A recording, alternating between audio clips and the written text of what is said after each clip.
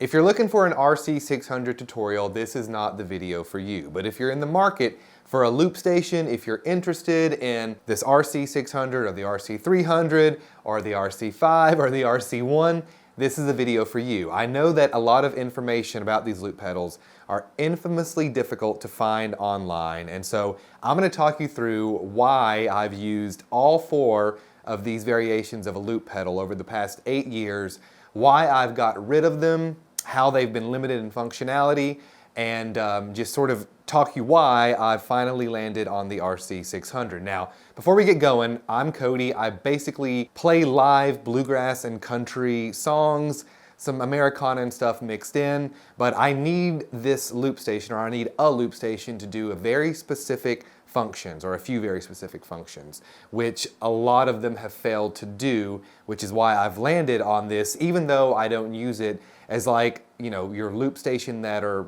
you know, looper that builds up and there's tons of different instruments. I'm basically just putting 1 to 2 guitars through it, but I'm going to talk you through why. But my loop station journey began about 2016.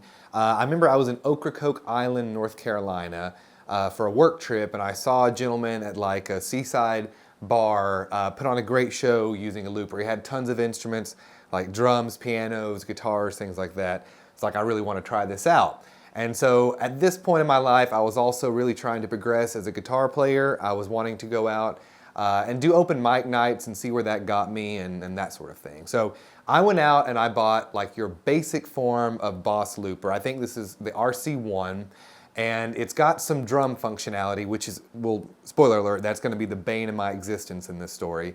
But basically, I use this as a practice tool, put a little bit of rhythm behind my loops, and it really, like to this day, I really like think back, and like this single loop station really helped me out a lot in progressing my skills. Basically because like playing rhythm over yourself and then soloing and learning that way, for me, that just worked a lot better than like finding a stock backing track online or whatever and trying to play over that. But anyway, I quickly realized that like, hey, I like doing this, and I even took it out. This was in Hickory, North Carolina, where I was living at the time, and I did a couple open mics with it. Now, when you go to research these pedals, especially the ones that have the single pedal on them, you'll realize that they have a lot of functionality, but you have to be able to control that functionality. And so one of the ways to do that is through these pedals that Boss makes. This is the FS5U. You can get different variations of these, and they attach to the loop stations and basically extend the functionality because there's stuff built in that you can't use with a single pedal. Now, finding information about how these can function does get tricky as you sort of go down this list, which I'll get to in just a second. But this wasn't ideal, and knowing that I wanted to keep playing and looping and doing this sort of thing live, I then upgraded to the RC300. So I traded it in, bought the RC300. Now, this loop station is now a relic of the past, but it's still absolutely functional. I see them all the time when I go to Guitar Center. You can still buy them, and they still do a great job at providing like 3 different loop stations, or like loopers, into one big machine, okay? Now, shortly after I bought this loop station, I accepted a job in southern Vietnam, and so the idea was that I was going to take this. I couldn't buy one overseas, right? Doing the research at the time, I didn't think it was possible. Take it overseas and really start gigging with it, which is exactly what I did on nights and weekends. And so there was a lot of good things that came about this looper, but the problem, and this is going to sort of be the theme of this, is that the drums were not what I needed them to be. Now, I rely on the loop station specifically for like a train drum rhythm, okay?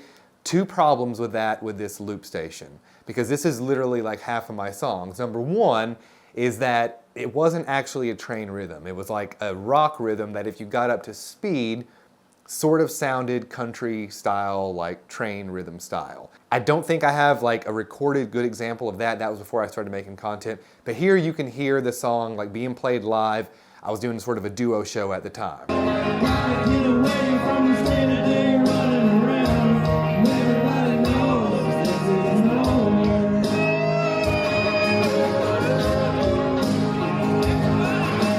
Now that didn't sound bad, but the other issue that I hit with these drums was that once I found the drum setting that I liked, you'd record it into the loop station, and then when you went to play it live, depending on what drum sound it was either very soft or it would just like blow the speakers out. Seriously, like you really had to like prepare to turn down the sound or, you know, just make other adjustments because some of these drum sounds were just so loud like you couldn't function with them. And so I'd had to avoid doing certain songs with certain drum sounds because it just was that inconsistent. This was very low bit drum. I think, I'm not the expert on how all this works, but I think it was like 8-bit and it just produced a very low quality sounding drum machine. But the RC300 was like a beast. Seriously, like there was no such thing as a indoor gig in Vietnam. So every gig was outside, which exposed you to the weather. And more than a couple times, the rain, monsoon season, would kick in during an evening gig. And with like the wind and stuff, you just never know where the water's gonna go. And it definitely like got around too close with the loop station. At one point, it did go through like an hour or two of acting funky. I had to turn it off and then it must have dried out or something because it worked fine right after that. But the big limitation for what I needed it for was just giving me high quality drum sounds that I can use. When I do my sort of sets, there's acoustic and singing, but like I like to be able to like do something different. I don't want to be just the guy that's just up there singing and strumming and whining. And I get good feedback where I gig around Knoxville, Tennessee, because a lot of business owners say that folks just come out and they do like what they call coffee shop music, where it's just sort of the same stuff, and then being able to add the drums in really gives my show a different dynamic, and I'm also able to play lead and do some things like that. But the RC300 was like too much, basically. So I needed to solve the drum problem, but also I didn't really use it for any other function other than like looping a verse and then bringing that in and out, that way I could solo over it. So in my way of thinking about it, I could switch out the RC300 for a smaller loop station, add some MIDI functions to it, cut down on my pedal board, and get the drum sound from a newer model that would give me what I needed, all right? So here's where a big mistake happened, and I did my research on this. Like I said, it's really hard to find information about all these loop stations. What I needed for the RC5, which I have right here, I'm about to take this back to Guitar Center. So what I needed this loop station to do was to give me that drum sound, but also be able to fix the problem of these drums sounding or having different volumes when I go to play them on stage. And so researching this, I could not find if this thing had country drums on it. It ended up not having it. I found a workaround for that, I'll tell you in a second. Or B, I couldn't really find if I'd be able to control the volume of the drums that are built in with the MIDI controller, which I have right here. So both of these were supposed to function and give me everything I needed, and long story short, they didn't. If you're at home and you're wondering if X function can be done with a MIDI controller for this RC5, the answer is probably no. I was able to like be able to bank up my memory where I've got the song stored, no problem, but other than that, all these buttons on the MIDI controller basically were useless because I could never figure out how the drums were able to go up and down. And from all the information I can find is that that is impossible to do. The other issue with this loop station and connecting it to a MIDI controller was that it took an act of Congress to find this cord that connects the two. First ordered one that didn't work, then ordered this from Sweetwater, which was very difficult to find. They actually had it in stock. And then there was a debacle where thought that this had been stolen, so they sent me an extra one, thank you Sweetwater, because they wanted to make that right. But anyway, this wasn't a cheap cord, and you had to get it to make the two function together. Then when I got it, they didn't function together the way that I interpreted what I could find online, period. All right, so that was a problem, and on top of that, there wasn't like country sounding drums built in after figuring all this out. So the way that I worked around that, and it worked, was to actually record the drums from Logic into the RC5 loop station, and that ended up solving my problem, kind of. Now the issue with that is that then it becomes like an externally recorded noise or sound, just like the guitar would be. And so you have even less control over like the volume and things of that recorded loop, all right? So I've played this for a couple months, and I'm gonna be making a switch here, I'll show you in a second, but this is how it would sound live, and it doesn't sound bad, it actually worked. Took me a while to figure out how to do it, but at the end I was able to sync up the two. Have a listen here. It's a long way to Hazard, just to get a little brew. Just to get a little brew. Roll around, buddy, don't you roll so slow. How can I roll when the wheels won't go?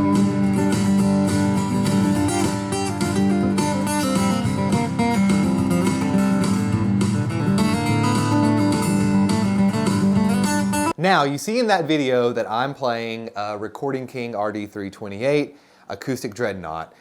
When I first sort of came back to my hometown to start playing shows, I was overseas before coming back here, so I didn't have the option to even go out and play because I wasn't in Vietnam. I was in a place where I didn't have a work permit, actually. So anyway, that's kind of where all this sort of comes together at. But I wanted to like play acoustic guitar, get better at my bluegrass chops, play it live. The issue that I ended up having after a couple months of gigging pretty consistently for like 2 to 3 hours each gig was that my fingers started really causing me some problems to where I would have to avoid booking shows, or I'm kind of doing that now to give my fingers some rest. So one solution to that was to go and switch to an electric guitar, which I had an electric. I was using a hollow body Gretsch, played that for one show after getting it set up, and great guitar. Spent a lot of years playing that overseas, but it just is not gonna give me what I need to do as I've sort of progressed as a musician. And so that's where this Telecaster comes into play, which I will do a separate video on soon. But this was the start of a lot more problems, all right? So I'm here, I'm like, I can't play gigs, but I need the money unless I can play more, and the way to do that is to use an electric guitar. But I could not go through my old pedal board with this rig and come out the speakers. So I have to use an amp or like a direct box or something in order to make this guitar actually come through my PA system. Now, like, you don't want an electric guitar going through a PA, period. So I needed an amp, all right? And I've got a PV amp, but that amp doesn't have a direct out. It's not gonna do what I need it to do. I could mic it, but it's not. I needed to make a switch. All right, so after the guitar purchase, I went out and I got this Fender Mustang, which you see in the background. Now, this created like an unnavigable problem with this RC5, all right? Now, without going into details, basically, the issue was that the drums, whether they were recorded externally or built into this, would only come out one output. Like, I can't split these any which way, and I cannot have the drums coming through a guitar amp, all right? So even though I found the solution to the drum problem and now finding a solution to the finger pain problem and trying to go out and be able to play more gigs, I hit a wall with this issue. I did not like the drums coming out of the guitar amp. On some settings it sounds kind of cool, but like I'm trying to really go out and play shows and give the audience a good performance, and this wasn't going to work, right? I needed to be able to split where the drums go out and where the guitar goes and everything like that. And so with that, this is where the RC600 purchase came into play. Again, had to get it from Sweetwater because Guitar Center wasn't in stock. They give free shipping and 2-year warranty. It's on most all products, by the way, guys. Definitely shop in the links below at Sweetwater. But still, let this be a lesson to anybody in the market, because I bought this, got it in the mail yesterday. I've had it for about 24 hours now. And even getting the package, I was not sure if there was going to be drums or like a country rhythm built into this rhythm machine. Why? Because I couldn't find this information anywhere online, which is what prompted me to make this video. Literally, like, you go through all the tutorials, people will go through certain drum like genres that were built in, they don't go through the whole thing. It's so frustrating. So had to solve the problem regardless. So I just ordered it sort of blindly. I was like, well, if it doesn't give it give me what I need, I can always send it back. But thankfully, and here's a demo, if you guys can hear this through my microphone, we've got drum sounds.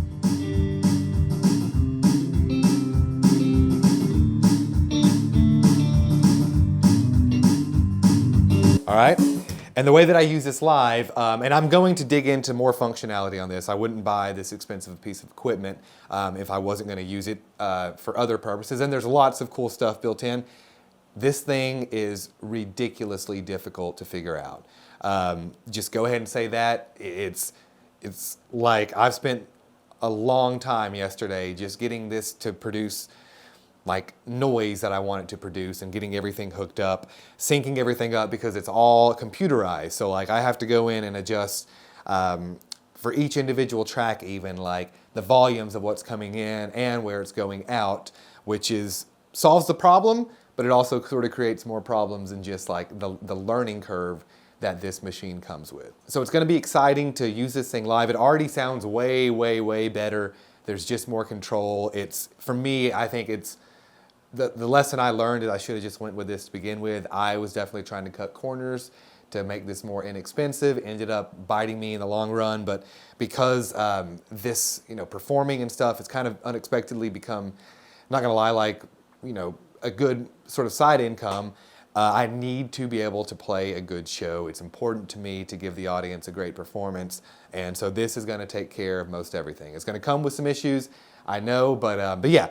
Hope this was helpful. If you guys have any questions about the functionality, about specifically the RC5 and the MIDI stuff, which I've had the most experience with, ultimate sort of fail, I'd say, on this end with this loop station, really just caused me more problems than it had solutions for. Hopefully that won't be the case with the new one.